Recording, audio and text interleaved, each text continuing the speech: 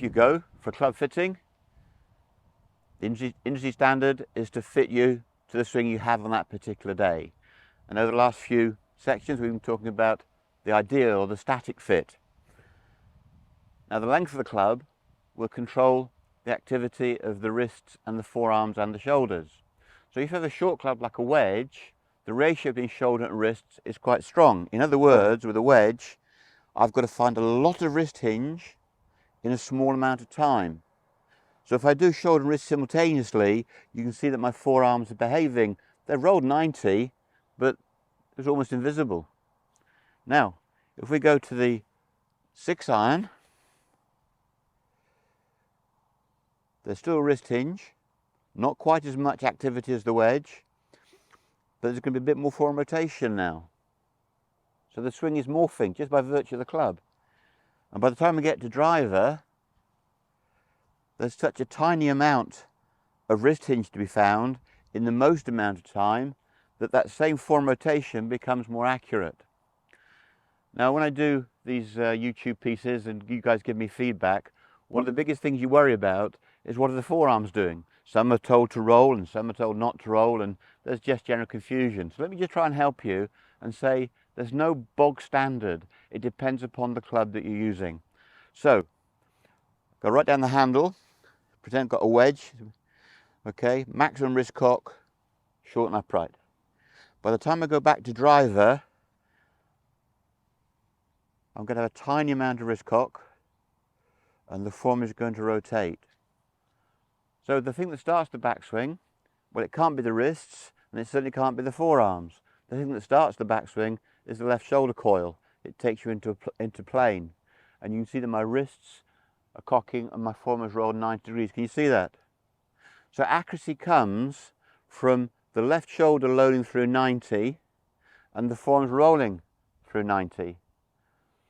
Most shots, back nine Sunday on Sky when you're watching the American Tour Golf, under pressure, people freeze, the club goes first and the forearms roll through 90. But because of the tension, they've only gone through 80 shoulder turn. What happens? They come back shut by 10 degrees. Now they're in plane. They're not out of plane, they're in plane. But if the mix between forearm and shoulder is incorrect, then you're going to lose accuracy. So let me show that. I'm going to do it in relatively slow motion. I'm not going to go for distance. I'm just going to try and show you in slow motion the behavior of the forearm as you go back. So I load.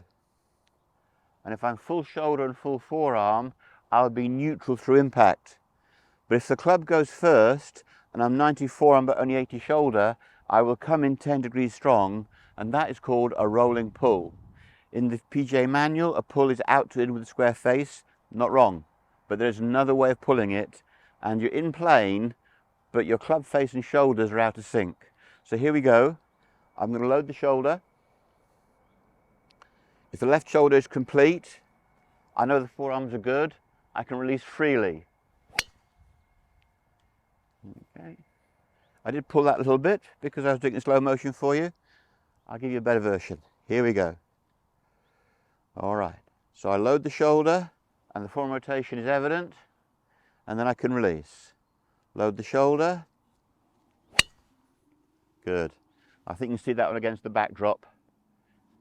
Clear against the trees. You can see the ball fly right down the banner, and exactly what we wanted. If you walk into a tee with out of bounds right and a late left and think, I've just hit this one straight, get your ball, chuck it in the pond and cut out the middleman. When you walk onto a shot that has a tight and punitive environment, there's water, there's out of bounds, there's hazards, don't shut down. If you shut down, your body won't turn and your forearms win and you hit a low hook. It's vital under pressure with a tight target that the left shoulder loads. If the left shoulder loads, the forearms behave. So you can appreciate the forearms control the club face, but the shoulder controls the forearms. If the shoulder's 90 and the forearms are 90, you're safe through impact. However, if you're 90 club face, 80 shoulder, you'll come in 10 degrees. That's called a rolling pull. Let's finish on a good one. Here we go. So I load the left shoulder and I release the draw. There you go.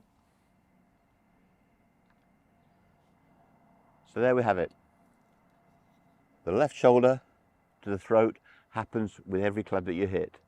But the length of the club and the lie of the club will determine the shape of that swing. The good thing is you've got one swing thought, shoulder to the throat, but you've got 13 variations from sand iron to driver.